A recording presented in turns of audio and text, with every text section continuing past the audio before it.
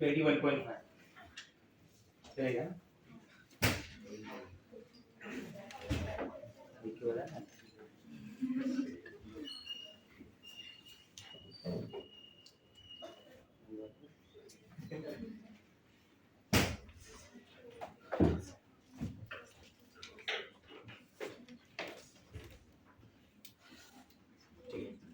start title the chapter name. Chapter number 1, some basic concept of chemistry.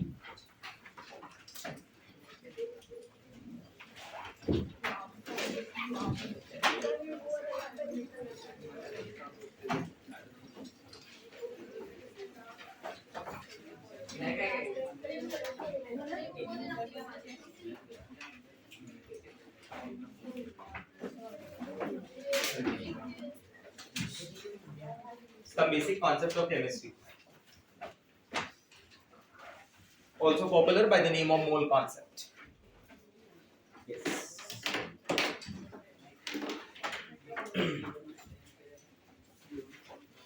ठीक है ना? Listen. Basically बात किया ना, तो this is your fundamental chapter. Fundamental chapter का मीनिंग समझता है? जिसके पॉइंट्स ना हर जगह अपने को रिलेट होंगे. ठीक है? लिख लिया सबने?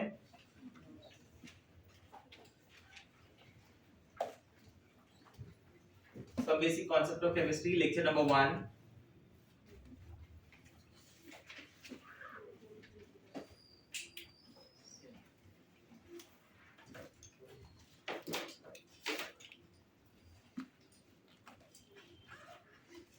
Done?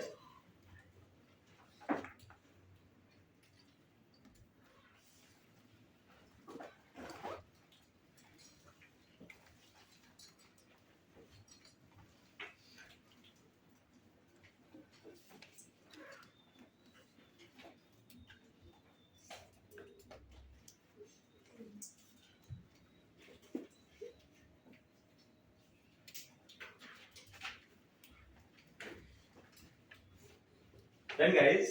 Yes. चलो, please close the books everyone. Notebook बनाया नया. टोटल कितनी बुक्स बोले? 3 books. 1 for class work, 1 for homework, 1 for DPP. If it is possible for you, तो DPP and class work का नोटबुक ना 300 to 400 पेजेस बनाओ. Already अगर 200 पेजेस बना लिया है, then it's okay, not an issue. Change करने का जरूरत नहीं है. होमवर्क का योर विश, अपने अकॉर्डिंगली बना लो. ठीक है? होमवर्क का आप अपना ओल्ड नोटबुक भी यूज कर सकता है. 10th स्टैंडर्ड का, 9th स्टैंडर्ड का. ऑनलाइन में किधर बुक यूज किया था? बचा होगा ना? हाँ या ना? वो भी यूज कर सकते हैं. ठीक है? चलो. सब basic concept of chemistry, fundamental chapter है, कैलकुलेशन पार्ट है. ठीक है? तो इसमें ना सबसे पहले लेक्चर नंबर 1 में जो स्टार्ट कर रहे हैं ना, क्वेश्चन यही आएगा, what is chemistry? Can anyone define what is chemistry? बोलो. डिफाइन करेगा कोई व्हाट इज केमिस्ट्री?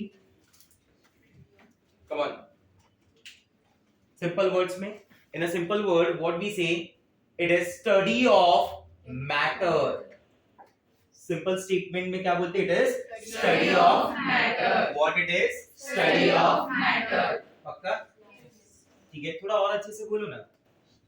केमिस्ट्री कौन से ब्रांच को बिलोंग करता है? It is a branch of science. तो मैं ऐसा बोलूं, it is that branch of science which deals with the study of matter. और थोड़ा अच्छा बोलो. Yes, is that branch of science which deals with the study of structure. कुछ याद आ रहा है? Yes. Study of structure, composition and properties of matter. बराबर? Study of structure, composition and properties of matter. बराबर. जैसे now what is matter? मुझे ये भी बोलो साथ साथ में, what is matter? Anything around us. Simple word में, anything around us. Anything that occupying space, possess mass and can be felt by any one of the 5 senses. उसको क्या बोलते हैं? Matter. Can you consider water as a matter? Yes. पक्का? Yes. Sure? Yes. चलो मान लिया water as a matter, ठीक है। तो वाटर की कॉम्पोजिशन में क्या आएगा? What is the formula for water molecule? H2O. So it is made up of 2 hydrogen atom and 1 oxygen atom. Can I say like this, that one water molecule is made up of 2 hydrogen and 1 oxygen? This is the structure of water molecule. What we say, it has bent structure, it has V-shaped structure or angular. इसी को bent बोलते, इसी को V बोलते, इसी को angular. ठीक है, V ना, bent और angular. There is angle. ये जो angle है ना between hydrogen, oxygen, hydrogen, this angle is approximately 104 degree. This angle is approximately 104 degree. This angle is approximately 104 degree. Between hydrogen, oxygen, hydrogen, angle is 104 degree. तो ये क्या हो गया उसका structure, ये क्या हुआ उसका composition. आया समझ में? ठीक है. Now let us talk about the properties. Water मेरी लाइफ में जरा भी importance नहीं रखता है. Is it? No. तो statement क्या आया? Water is essential for us. अरे अपनी लाइफ के लिए वाटर चाहिए ना? Yes.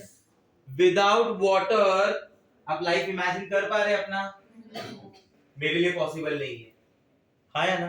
Yes. बराबर. तो ये सबसे बड़ा इंपॉर्टेंस हो गया वाटर का, ठीक है. क्या मैं ऐसा बोलूं वाटर इट्स कलरलेस? Yes. बोलो बोलो क्या क्या है? It's a colourless, tasteless, odourless. क्या बोलते हैं, हाँ या ना? It's a colourless, tasteless, odourless. Water के बारे में और क्या बोलते हैं? Water it has boiling point of 100 degrees Celsius. It has boiling point of 100 degrees Celsius at 1 atmospheric pressure.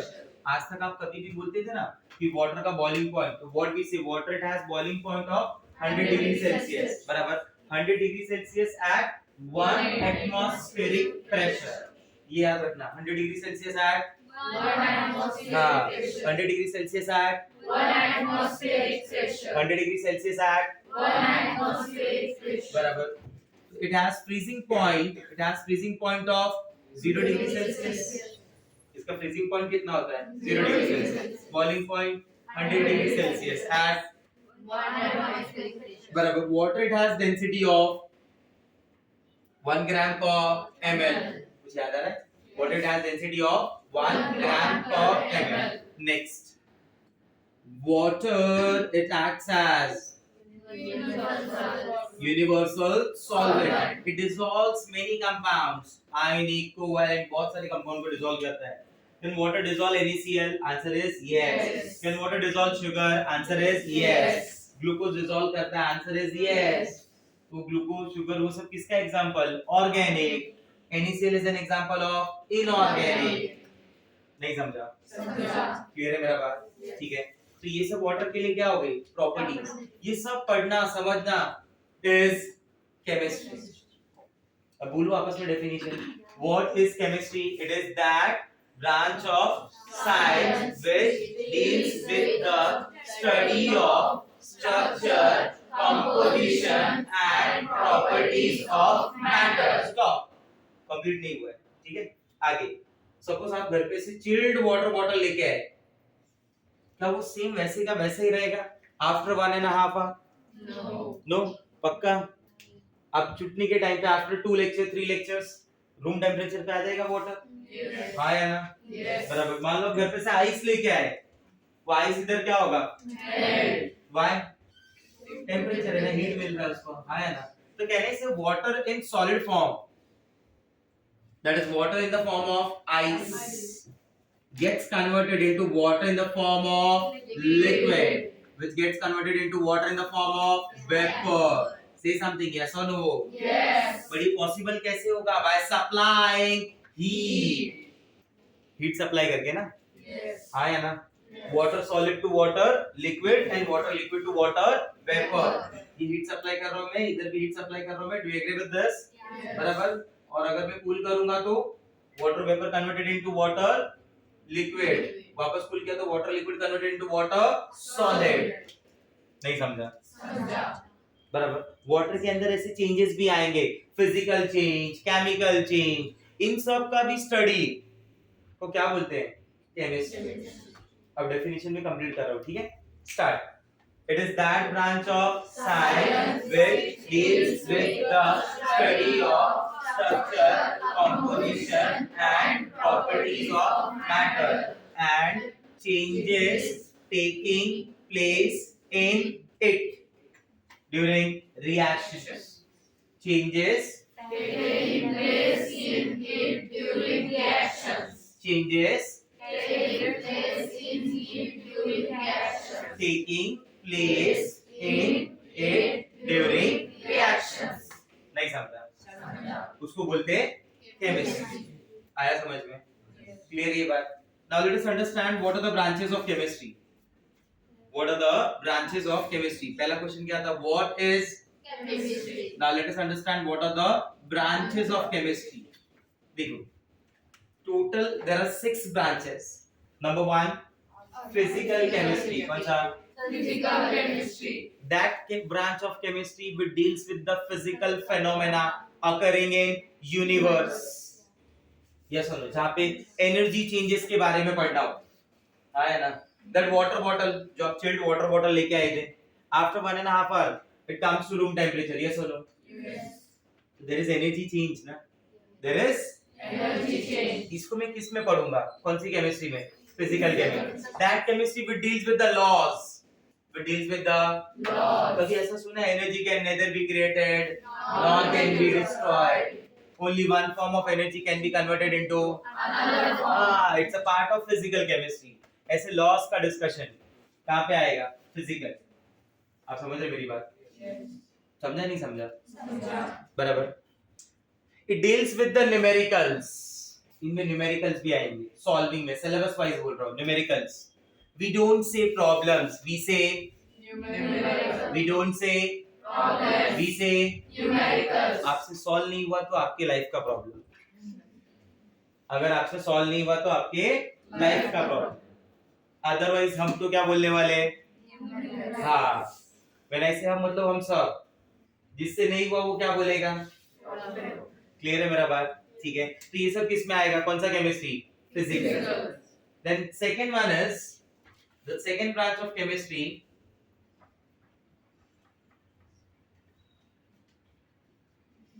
is inorganic chemistry. Which chemistry? Inorganic. The next branch of chemistry is organic chemistry. The first branch is physical. Physical. Second branch is Inorganic. third branch is Organic. you tell me what is organic chemistry. That will deals with the study of organic compounds. That is carbon compounds, hydrocarbon compounds, their derivatives. उसको बोलते हैं organic. बराबर. Study of compounds other than organic compound is called Inorganic. हाँ. Study of compounds other than organic compound is called Inorganic. और inorganic compounds का अपना life में बहुत बड़ा रोल है, सिग्निफिकेंट रोल है. मैं आपको कुछ एग्जांपल बोलता हूँ. NaCl, सोडियम क्लोराइड सुना है? Yes. आया ना? Yes. आप खाते हैं सोडियम क्लोराइड रोज? Yes. पक्का? Yes. उसके बिना खाना जमने वाला नहीं. कितने भी 7 स्टार के शेफ ने बनाया हो, आया ना? और वो ना सॉल्ट डालना भूल गया, खत्म ना सब कुछ. यस और नो? Yes. का सही समझेंगे? यस और नो? Yes. तो NaCl सबसे बड़ा आपके लाइफ में सिग्निफिकेंट रोल प्ले कर रहा है. बराबर. लैब की बात करता हूँ. In lab sulphuric acid. Which acid? Sulfuric acid. अगर लैब में सल्फ्यूरिक एसिड नहीं है तो मैं उसे लैब ही नहीं मानता. इतना ज्यादा यूजफुल होता है क्या सल्फ्यूरिक एसिड? ऐसा स्टेटमेंट है. सल्फ्यूरिक एसिड को बोला जाता है किंग ऑफ केमिकल्स. सुना होगा. Yes. जो किंग नहीं है तो फिर कोई मतलब ही नहीं है ना. आया ना? Yes. समझा मेरा बात? So sulfuric acid again is an example of which kind of compound? Inorganic. What about HCl? What about HNO3? Again are the examples of inorganic. बराबर. तो ऑर्गेनिक कंपाउंड का भी रोल है और इनऑर्गेनिक का भी रोल है. The fourth chemistry is your biochemistry, where we deals with the living organisms. We deals with the Living organism. बराबर. ये लिविंग ऑर्गेनिज्म से जो केमिस्ट्री डील करता है तो वो बायोकेमिस्ट्री है. जो अपने सिलेबस का एक छोटा सा फ्रैक्शन एकदम ना के बराबर. The next one is analytical chemistry. Which chemistry? Analytical chemistry is that branch of chemistry which deals with the qualitative and quantitative analysis. Now when I say qualitative and quantitative मतलब कितना है और qualitative मतलब क्या है. अगर मेरे पास एक व्हाइट कलर पाउडर सैंपल है तो मैं उसे क्या समझूं? सोडियम क्लोराइड, शुगर, ड्रग्स या फिर क्या, या टैल्कम पाउडर? अरे हाँ है ना, Yes. कुछ भी समझ सकता हूँ ना. Yes. तो ऐसा नहीं होता कि उसमें दिखाई देगा. यू हैव टू एनालाइज, आपको उसमें एनालिसिस करना पड़ेगा, which is done by using qualitative. उसके बाद पता चलेगा these एलिमेंट्स आर प्रेजेंट. फिर ये फाइंड आउट करना है कि एलिमेंट कितना कितना है. नहीं समझा? समझा. ये एलिमेंट कितना कितना है. नहीं समझ रहा मेरा बात? समझा. बराबर. तो इसको बोलते हैं qualitative and quantitative. Which deals, इसको सिंपल वर्ड्स में मैंने बोला था आपको, which deals with the separation, which deals with the purification. याद आ रहा है कुछ? Yes, sir. बराबर. Which deals with the estimation of element, कितना एलिमेंट का क्या परसेंटेज है, वो सब कौन से ब्रांच में? एनालिटिकल. तो इन अ सिंपल वर्ड वी से which deals with the qualitative and quantitative analysis. It deals with the Qualitative and quantitative. the last part of chemistry is called nuclear chemistry. Which chemistry? Nuclear chemistry. Nuclear is that branch of science which deals with the nuclear reactions. Is that branch of science which deals with the nuclear Reactions. So total there are how many branches? 6. 6 में अपने लिए सबसे ज्यादा important कौन से हैं? First three अपना syllabus 3 पे डिपेंड है. Physical, inorganic, organic. Then there are few parts of analytical and few parts of biochemistry. समझा मेरा बात? क्लियर हुई पॉइंट? Yes.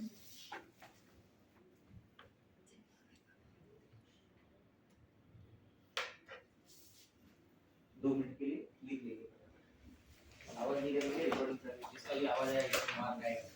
आपको प्रूफ भी कौन आवाज कर रहा था.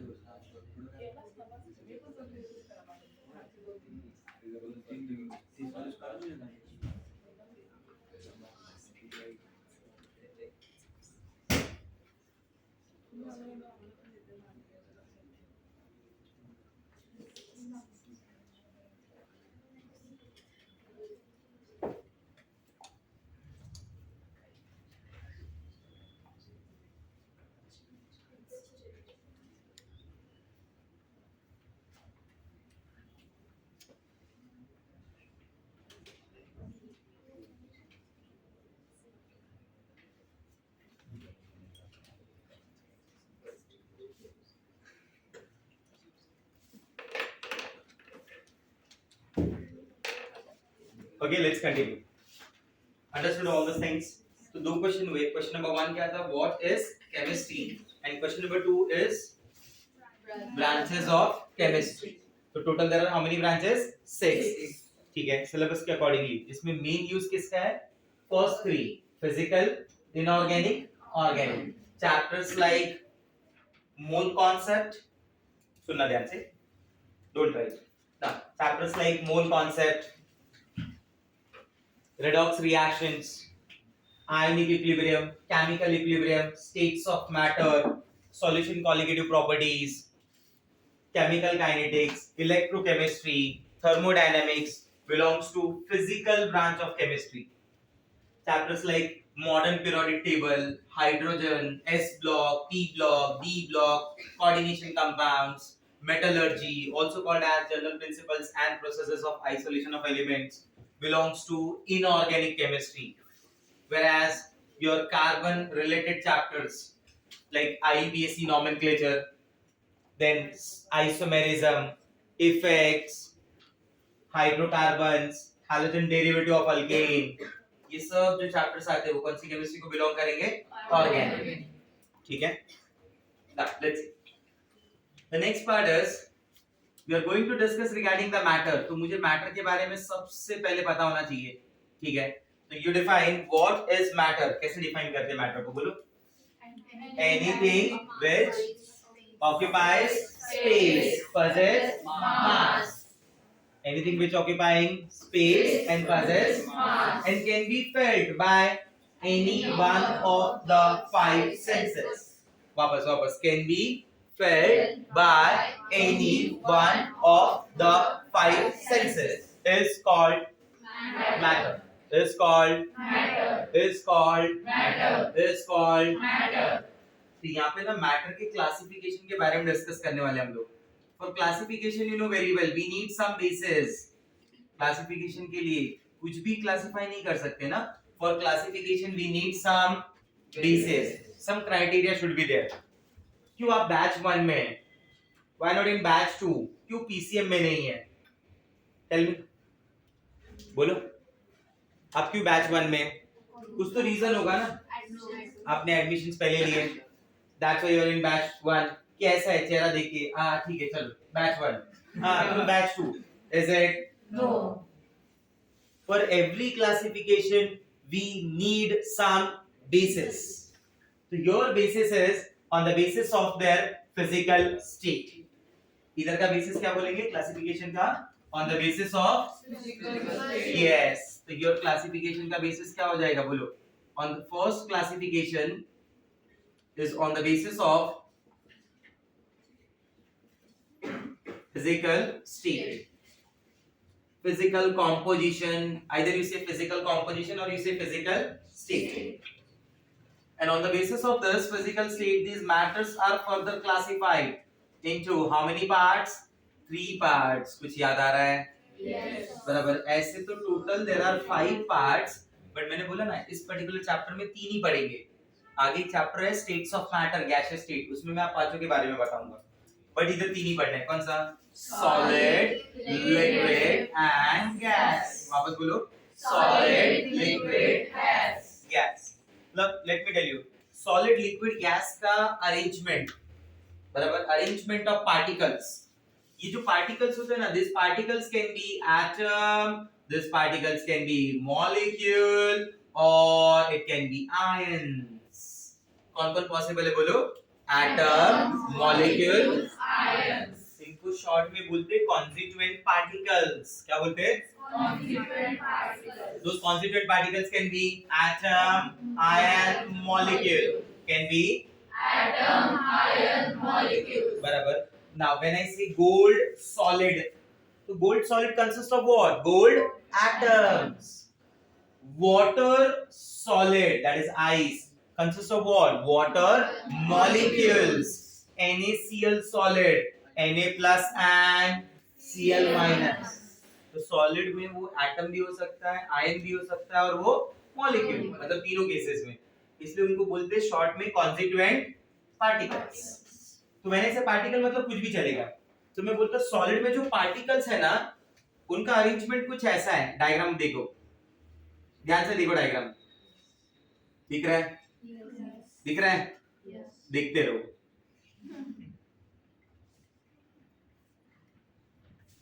So your particles are tightly held. What do you say? Yes or no? Yes. Yes sir. Yes, sir. भूल जाते हैं तुम लोग। Here the particles are tightly held. और वो tightly held होने की वजह से their interparticle forces or you say intermolecular forces are very strong. That forces are very strong. Intermolecular forces are very strong. समझा? मैं molecular भी बोल सकता हूँ और I can say interparticle. Molecular ज्यादा famous word है इसलिए molecular बोल रहा हूँ, बाकी और कुछ नहीं है। Famous यानी popular, that's it. और कुछ नहीं। You got my point? Yes. आपको समझा मेरा बात? Yes, sir. Now let's see. तो जब मैं बोलता हूँ कि ये particles are tightly held, तो solid is like your close friend. बताया था ना? Yes, Solid is sir. like your close friend. जो आपके बारे में आपके घर वालों से भी ज्यादा जानता है। घर वालों को तो आप उतना ही बताते हैं ना जितना बताना चाहते हैं, बाकी का कहाँ बताते हैं। बड़ो फ्रेंड को तो पता है ना उस बारे में, हाँ है ना? जिसके पास आपके against audio video WhatsApp text normal text 3-4 live लोग सारे टाइप के प्रूफ अवेलेबल है, Yes, sir. हाँ है ना? Yes, sir. अब इमेजिन ऐसा फ्रेंड से फ्रेंडशिप ब्रेक करना बहुत इजी है। सुबह फ्रेंडशिप ब्रेक कब हुआ, शाम को घर पे पहुंच गया, हाँ है ना? शाम के बाद से आप नहीं मिल रहे एरिया में, 5-6 दिन तो घर में बंद रहेंगे ही कम से कम, हाँ है ना? फॉलोड बाय 4-5 दिन हॉस्पिटल में। समझा मेरा बात? तो ऐसा दोस्त सॉलिड है, क्या है वो? सॉलिड, जिससे आप एकदम टाइटली हेल्ड है, जिसके साथ आपका force of attraction is very strong. Your force of attraction is very strong. नहीं समझा मेरा बात? समझा। मतलब इससे फ्रेंडशिप ब्रेक करना इजी नहीं है। You got my point? Yes, sir. ऐसा होता है solid. Where we say intermolecular forces are very Strong. intermolecular forces are very Strong. That is the reason these solids have fixed size, shape and volume. Solid के cases में size, shape, volume, everything is fixed. नहीं समझा मेरा बात? समझा। Liquid में जब बात करते हैं हम लोग, इन केस ऑफ लिक्विड, तो व्हाट वी से इन केस ऑफ लिक्विड मालूम है, they have substantial forces. What they have? Substantial forces. What do you mean by that? It mean जितना नेसेसरी है। लिक्विड कैसा फ्रेंड आपका? मिला तो हाय, नहीं मिला तो बाय। अपन बोलेंगे खाली कि हाँ टच में है, समझा, बट है नहीं, वो लिक्विड है। रिलेटिवली क्या है? फोर्सेस आर वीक और स्ट्रॉन्ग। Answer is weak. नहीं समझा? समझा। क्लियर हो रहा है? ठीक है। What about the size, shape and volume? Answer is no fixed size, shape, but they have fixed Volume. Yes. 1 litre water 1 litre ही रहेगा अगर आपने ऐसे ही रखा है तो अपने आप चेंज होगा नहीं।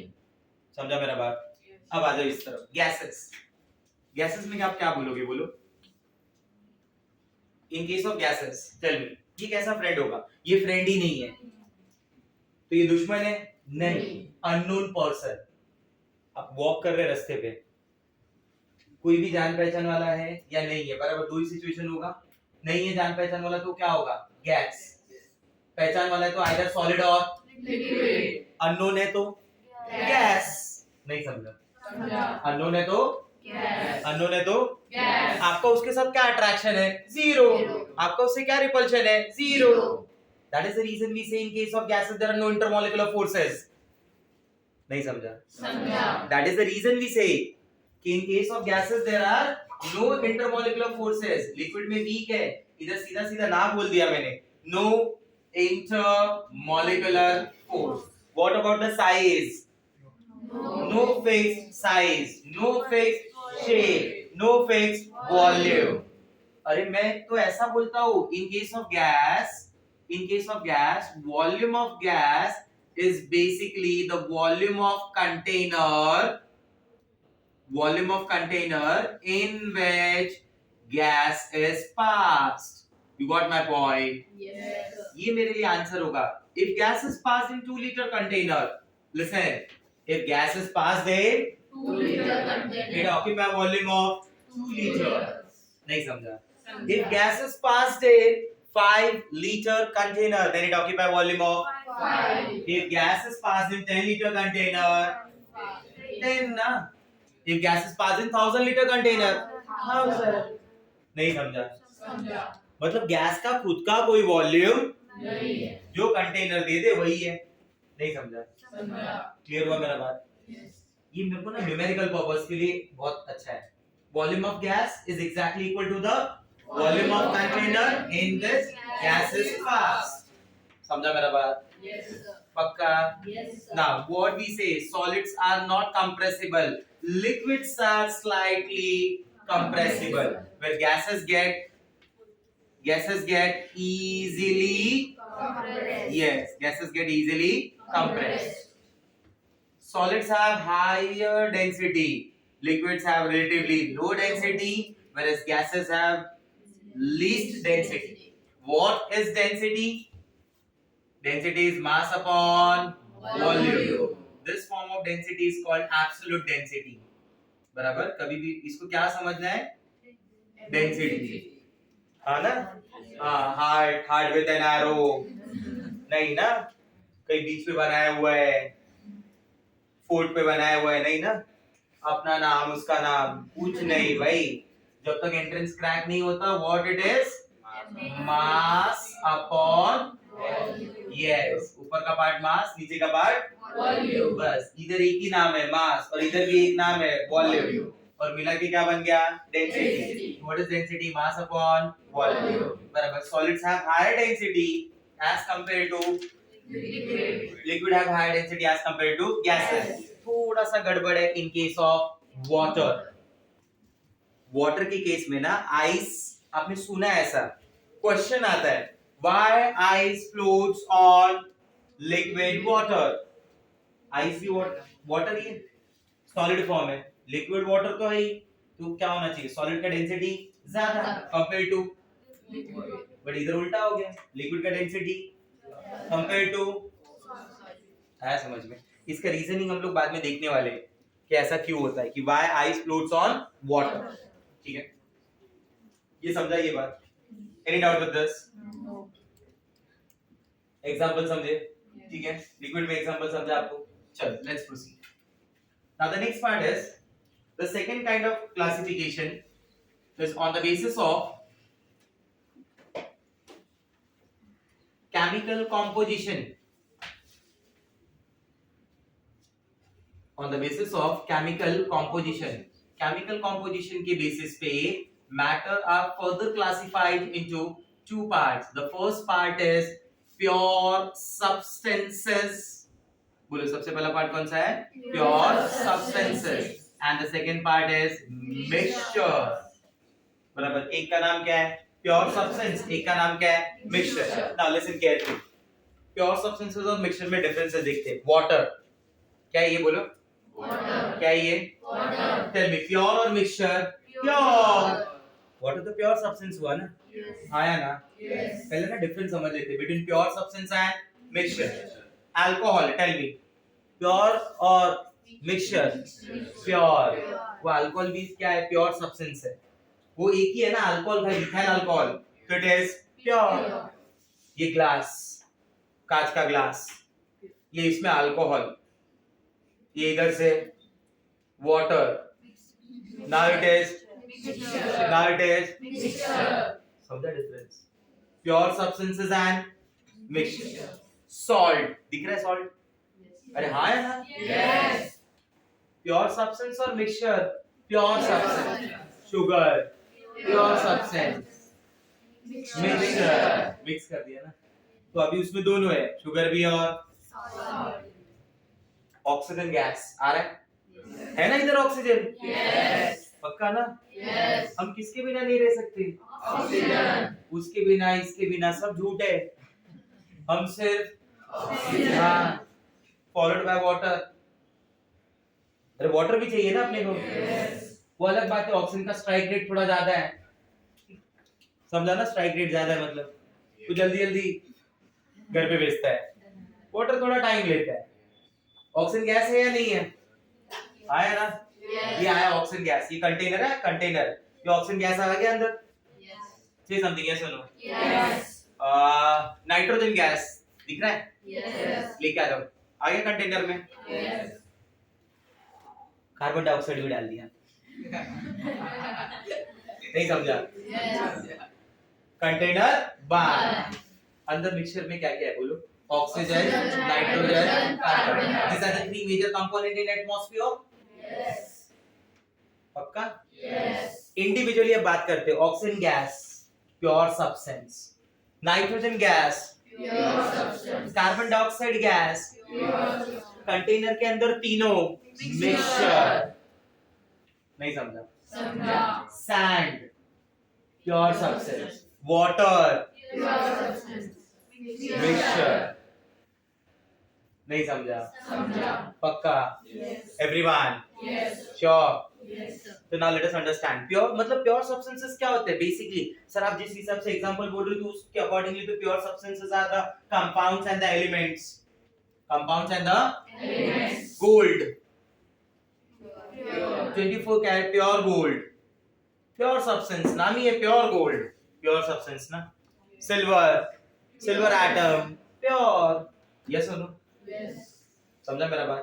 तो मतलब can I say these pure substances are classified as, come on, these substances are classified as element and compounds। इनको क्लासिफाई कैसे करेंगे? Element and elements are further classified as tell metal and metalloids, नहीं समझा? they are classified as metal, non-metal and metalloids। कौन है metal?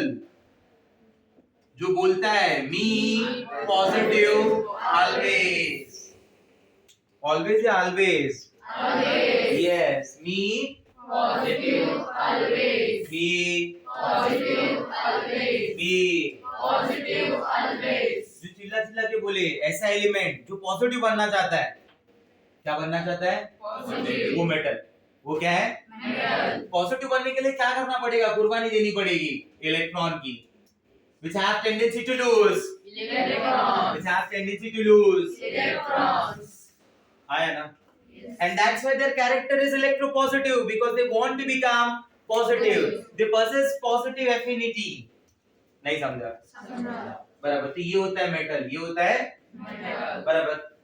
और metal में मैंने क्या बताया था? they easily form, ये कौन सा चार्ज? कौन सा चार्ज? पॉजिटिव चार्ज म्हणजे, पॉजिटिव चार्ज म्हणजे तो metal are those which easily form cation, metals are those which give electron, metals are those which give electron, उनको मेटल बोलते हैं ना। metals are dash in nature, electropositive, non metal पूरा उल्टा, because non metal always says non me positive always, means नहीं me positive always, नहीं मैं positive always, yes or no? तो पॉजिटिव नहीं तो क्या?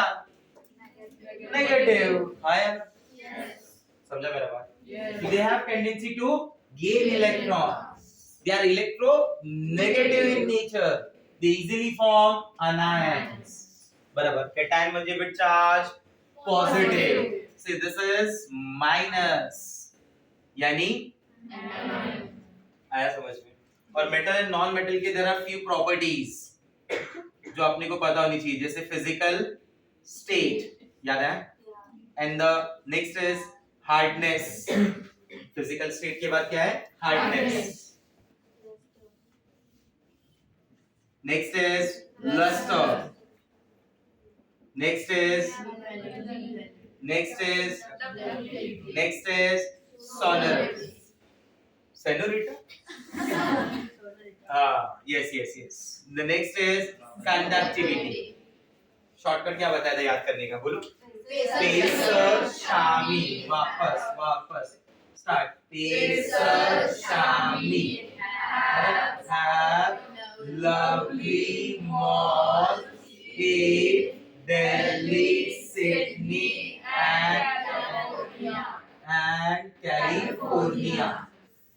PS stands for physical state, H is hardness, L is luster, M is malleability, D is ductility, S is sonorous, C is conductivity. आया ना? याद आ रहा है कुछ? ये मेटल हो गया, ये क्या हो गया? Non metal. बराबर. मेटल में हम क्या बोलते हैं? Come on tell me. Metal के केस में metals are found in which state? Solid. Non-metal gases. कुछ याद है?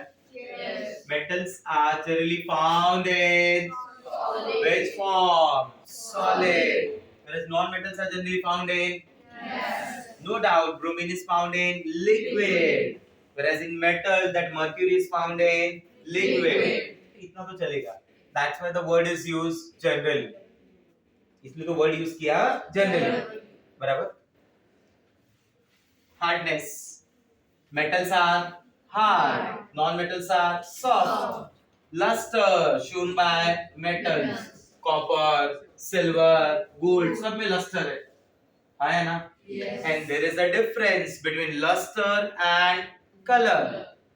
Color is because of light. Light नहीं तो color नहीं.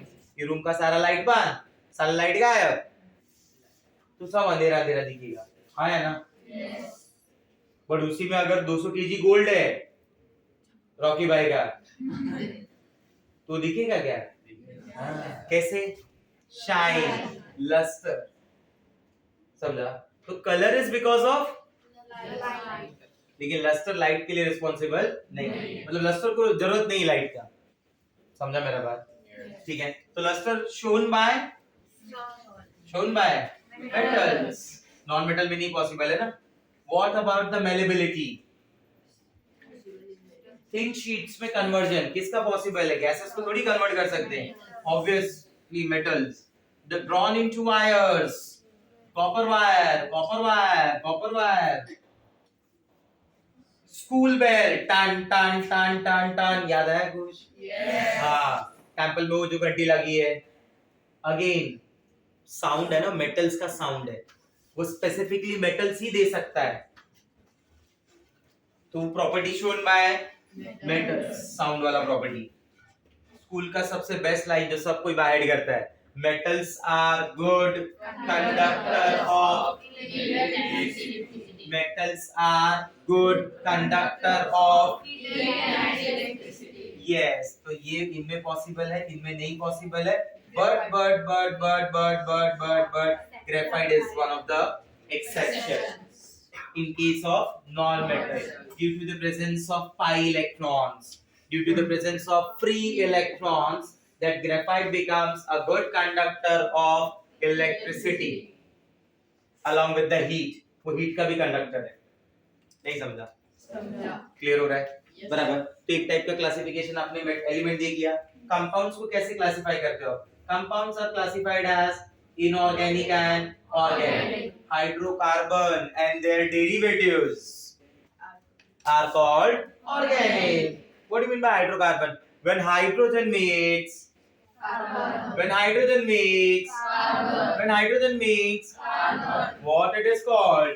Hydrocarbon. What it is called? Hydrocarbon. What it is called? Hydrocarbon. What it is called? Hydrocarbon. समझा मेरा बात? Yes, sir. Apart from that, other compounds are called inorganic. Carbon का compound नहीं है ना, ऑर्गेनिक नहीं है, मतलब क्या है? Inorganic. खत्म. NaCl. Inorganic. NaCl. Inorganic. Ethane. Organic. Water. Inorganic. नहीं समझा? समझा. क्लियर हो रहा है बात मेरा? Yes, sir. पक्का? Yes, sir. हाँ. मिक्सचर. ये तो मैंने किस में बात किया? Pure substances, element and. Compound. अब अपना डिस्कशन किसके साथ होगा? Mixture. मिक्सचर मध्ये how many types? 2 types. One is homogeneous mixture and Heterogeneous. one is homogeneous and the other one is Heterogeneous. one is homogeneous and the other one is Heterogeneous. yes. This word stands for same. This word stands for different. बराबर. ये same के लिए word है और ये different के लिए. जब फेज थ्रू आउट यूनिफॉर्म होगा, यूनिफॉर्म थ्रू आउट एक जैसा फेज होगा तो उसे बोलते हैं होमोजेनियस, बराबर। और जब वो नॉन यूनिफॉर्म फेज है so that will be called as heterogeneous. आप समझे मैं क्या बोलना चाहता हूँ? If phase is uniform throughout then it is homogeneous. अगर वो non uniform phase है then it is heterogeneous. Throughout uniform homogeneous, बराबर। Let's consider few examples. आप याद करो ये examples आपको आएंगे।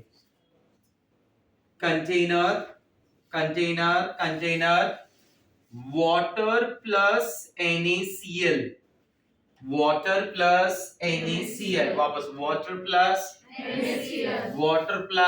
NaCl. Tell me the number of components. 2. Phase will be 1.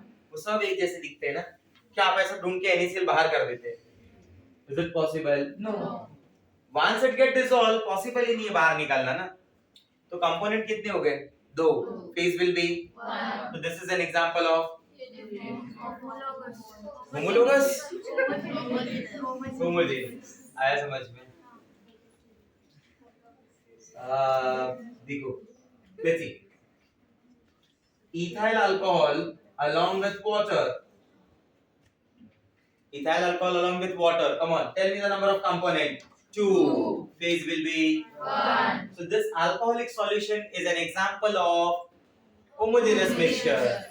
Nice, समझ लो. Next, oxygen gas, nitrogen gas, carbon dioxide gas, सब एक गैसेस ही है तो इट बिकम सब गैसेस, ये मिक्सचर को क्या बोलते हैं? एयर, हवा is an example of homogeneous mixture. हवा is an example of homogeneous mixture. What about sand and water? Sand and water, why दो अलग अलग लेयर दिखेगा ना भाई? यस और नो? वाटर नीचे, सैंड ऊपर. सैंड नीचे, वाटर ऊपर. नहीं समझा? क्लियर हुआ मेरा बात? बराबर. So tell me the number of component here. 2, but phase will not be 1. दो कंपोनेंट तो है बट फेज 1 नहीं है, तो इसे क्या बुलाएंगे? हेटेरोजेनस. क्या बुलाएंगे? हेटेरोजेनस. आ रहा है समझ में? These are the examples of heterogeneous mixture. Oil and water. Heterogeneous. Oil का अलग लेयर, water का अलग लेयर. तो कैसा एग्जांपल हो गया? Heterogeneous. Normal coffee. याद है? Yes. टपरी वाला कॉफी, सब एक जैसा ही दिखता है ना उसमें? आया ना? Throughout uniform दिखेगा. Is an example of homogeneous. Starbucks coffee. Why? उसमें देखो अलग अलग डिजाइन बना रहेगा, वो आंखों को अलग लगेगा पूरा. आया ना? तो that is an example of heterogeneous. जब एक जैसा दिख रहा है मुझे, अभी के लिए आपको ऐसे ही याद करना है, एक जैसा दिख रहा है मुझे तो इट इज होमोजेनियस. अलग अलग दिख रहा है मतलब इट इज हेटेरोजेनियस. समझा? तो बेसिकली मैटर ना दो पार्ट में क्लासिफाई होता है, दो बेसिस पे क्लासिफाई होता है. फर्स्ट बेसिस है physical state and the second basis is chemical composition. First basis is physical state. First basis is physical state. First basis is physical state. Second basis is chemical composition. First basis is physical state. Second basis is chemical composition. First one physical state. Second one chemical composition. Physical वाले में they are classified as solid, liquid and gas. और chemical में they are classified as pure substances and mixture. Pure substances कब होगा? या तो element की form में हो या तो कंपाउंड की फॉर्म में हो. अगर वो मिक्स हो रहा है, दो कंपाउंड मिक्स हो रहे हैं मतलब it is mixture. That mixture can be homogeneous और heterogeneous. That depend whether that phase is uniform or non uniform. Yes or no? Elements are further classified as metal, non metal. वापस metal, non metal, metalloids. Whereas these compounds are classified as inorganic and organic. आया समझ में बात? Clear हुआ मेरा point? Say something. Yes or no? Yes sir. पक्का? Yes sir. ठीक है, note it down.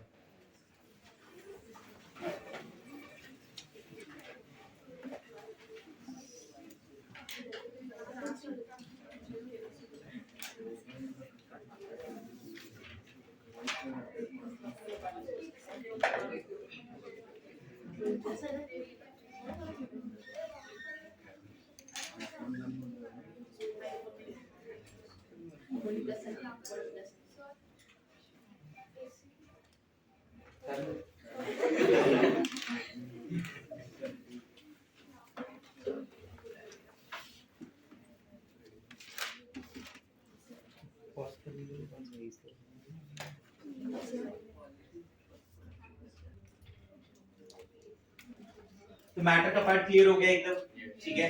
कितने पार्ट में क्लासिफाई है? दो में, फिजिकल और केमिकल। फिजिकल में सॉलिड लिक्विड गैस बोलना है और केमिकल में प्योर सब्सटेंसेस और मिक्सचर। प्योर सब्सटेंसेस में दो पार्ट, कौन सा part? Element and compound. These elements combine in a different ratio to form compounds. Two or more different elements combine in a fixed ratio to give compounds. Later. अगला कौन सा बात किया हमने? होमोजेनस एंड हेटेरोजेनस, ठीक है। अब आगे का जो बात है ना, now the part is related, जो अपना पार्ट रिलेटेड है वो है यूनिट से रिलेटेड। किससे रिलेटेड? यूनिट। यूनिट में ना कई सारे सिस्टम के नाम सुने होंगे आपने, ठीक है। हाँ या ना में जस्ट आंसर करना। MKS system, Yes, sir. CGS system, Yes, sir. FPS system, Yes, sir. और एक नया सिस्टम आया है एसआई यूनिट, Yes, sir. बराबर, जो इंटरनेशनल लेवल पे माना जाता है। एक्चुअली ना प्रॉब्लम बहुत होता था, ये लैंग्वेज बैरियर ये सब की वजह से ना बहुत प्रॉब्लम होता है। मैं कुछ अलग बोल रहा हूँ, मैं मीटर बोल रहा हूँ, सामने वाला फुट में बोल रहा है, पॉइंट्स ही नहीं समझ में आ रहा है। मैं 10 केजी बोल रहा हूँ, वो 10 पाउंड्स भेज रहा है। अब समझे मेरी बात?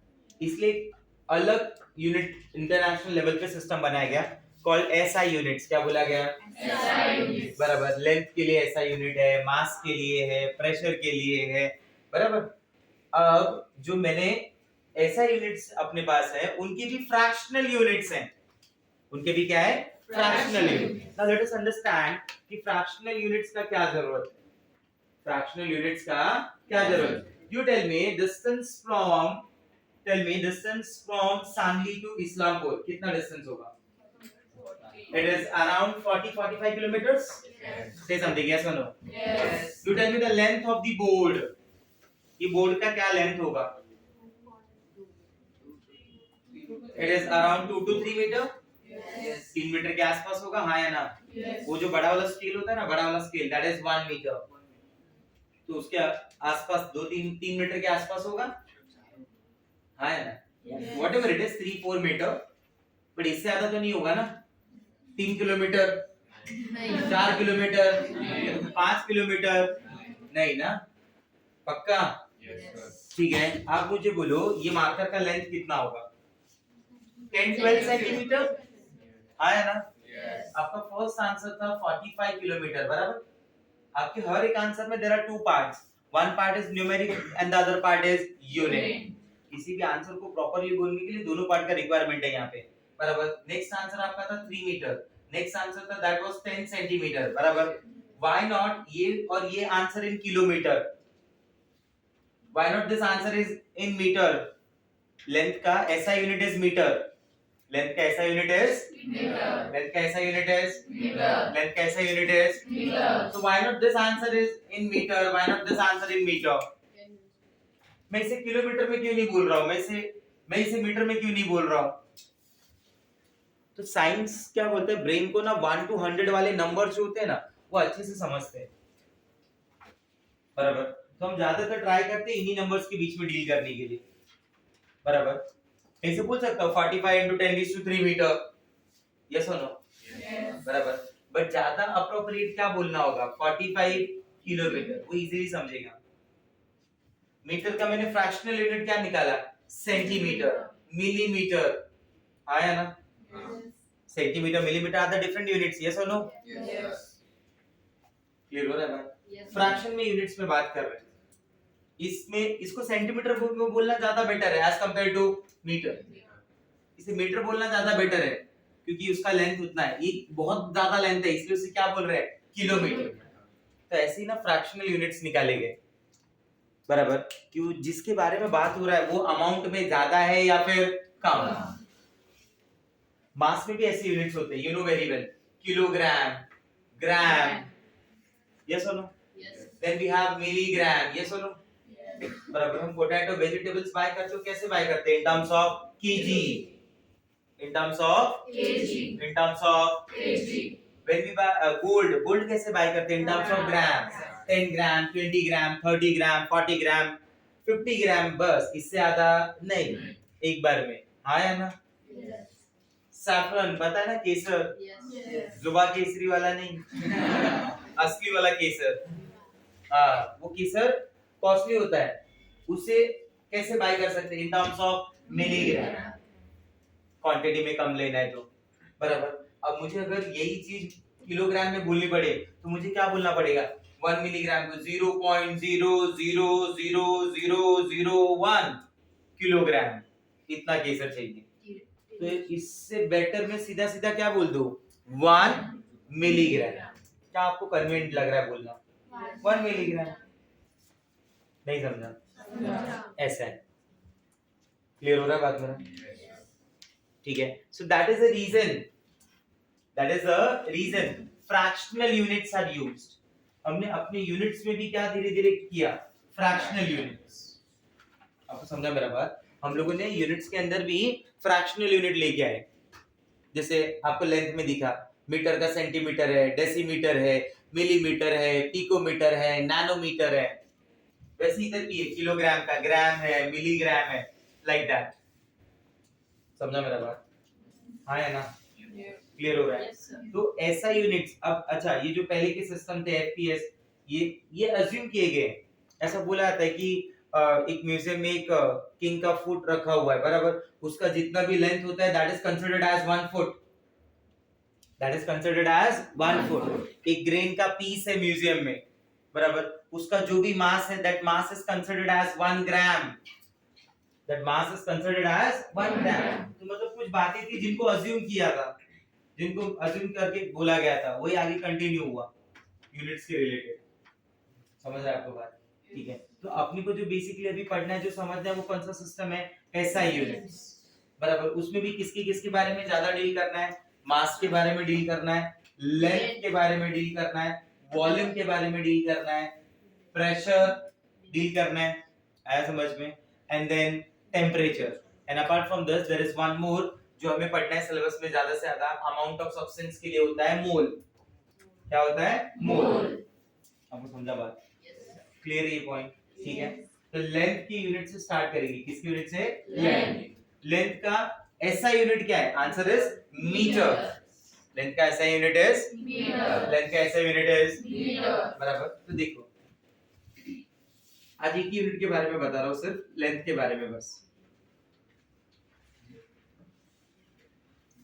लेंथ की यूनिट में मैं क्या बोल रहा हूं कि इसका यूनिट क्या हो गया? मीटर, बराबर। ठीक है। इसके फ्रैक्शनल यूनिट्स क्या होते हैं? 1 डेसीमीटर। उसका फ्रैक्शनल क्या हो गया? डेसी वर्ड स्टैंड्स फॉर, कुछ याद आ रहा है? Deci, deci is 1 by 10, deci is 1 by 10, so your 1 decimeter is 10 to the power minus 1 meter. 1 centimeter, that centi stands for 1 by 100, that centi stands for 1 by 100, तो ये क्या हो जाएगा? 10 to the power minus 2 meter. The next is 1 millimeter, to power minus 3 meter, मिली, जो किसी को नहीं मिली। Answer is 1 by 1000, 1 by 1000, answer बोलो क्या आ जाएगा? 10 to the power 1 micrometer, that micro is 10 to the power minus 6 meter. 1 nanometer, 9 meter. 1 angstrom power minus 10 minus 10 meter. 1 picometer is 10 raised to minus 12 meter. At least इतनी तो याद होनी चाहिए, at least. ठीक है? Yes, Fermi is also there. 10 raised to minus 15 meter, also popular by the name femto. ठीक है? Now let's see. तो अगर मैं आपको ऐसा पूछता हूँ कि 1 metre is equal to dash centimetre, तो आंसर क्या आएगा? 1 centimetre is 10 to the power minus 2, तो 1 मीटर इज 100 सेंटीमीटर। आ रहा है समझ में?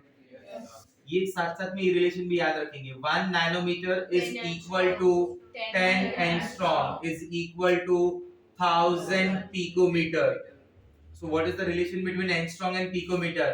1 angstrom will be equal to 100 picometer. नहीं समझा? समझा। क्लियर हो रहा है बात मेरा? Yes, sir. If I write 234 picometer, क्या लिख रहा हूँ मैं? 234 picometer. हाँ, तो इसको मैं कैसे लिखूंगा मालूम है?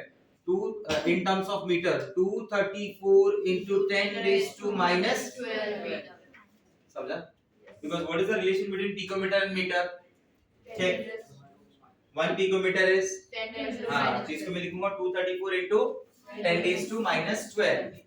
Write down in meters, centimeters. तो मीटर से सेंटीमीटर क्या होता है? Multiply by 100. बोलो हाँ या ना? Yes. इसको 100 से मल्टीप्लाई कर दो. 100 मतलब 10 to the power हाँ? 100 is 10 raised to Minus. तो आंसर क्या आ जाएगा? 234 into 10 raised to minus 10. नहीं समझा? समझा. It was minus 12 into 10 raised to 2. तो आंसर आएगा minus 10. Clear? Yes, sir. Any doubt with this? No. Now convert it into angstrom. Tell me what is the relation between angstrom and picometer? हाँ, angstrom to picometer multiply by angstrom to picometer multiply by 100. picometer to angstrom divided by 100. नहीं समझा? वापस angstrom से picometer जाना है तो कितने से मल्टीप्लाई करना है? 100. क्योंकि ये 100 के बराबर है. और पिकोमीटर से एंगस्ट्रॉम आने तो डिवाइड बाय 100. आपके पास क्या है? डिवाइडेड बाय 100 मतलब 234 into 10 raised to minus 2. What about the nanometer? बोलो. 1 nanometer is dash picometer. बोलो 1 nanometer is dash picometer. 1000. एक इसके 1000 के बराबर है. तो nanometre to picometre multiply by 1000. Picometre to nanometre Divide by 1000. Divide by 1000 करो कितना आ जाएगा? 234 into 10 raised to minus 3. आया समझ में? ऐसा क्लियर हो रहा है बात? Yes, sir. पक्का? Yes, sir. मैं बोलता हूँ देखो 5 nanometre. One more 5 nanometre. Tell me in terms of metre. 5 into 10 raised to 5 minus into 9. 10 raised to minus 9. Tell me in terms of centimeter. 5 into 10 raised to minus 7. Tell me in terms of angstrom. See the relation. 1 nanometer is dash angstrom. 10. So 5 nanometer is 50 angstrom. बराबर 1 nanometer is dash picometer. 1000. मतलब nanometer to picometer multiply by. 1000. So nanometer to picometer multiply by. 1000. So it becomes 5000. आया समझ? Yes, sir. 2 angstrom कितना? 2 angstrom. Tell me in terms of meter. Come on. 2 into 10 raised to minus 10 meter. Tell me in terms of centimeter. 2 into 10 raised to minus 8. Minus 8. Tell me in terms of picometer. See, angstrom to picometer. What is the relation? Angstrom to picometer. What is the relation? Multiply by. 100. Multiply by. 100. Multiply by. 100. तो इधर 2 angstrom है. इधर किस में जा रहा है? Picometre. तो क्या हो जाएगा? 2 मल्टीप्लाई बाय आया समझ में? 100. That is 200. हाँ या ना? Yes, sir. आ रहा है समझ में? Yes, sir. क्लियर हो रहा है ये बात? ठीक है. If you know this relation ना, you can easily convert all this things. समझा? ठीक है? कॉपी. आज के लिए एक ही करेंगे.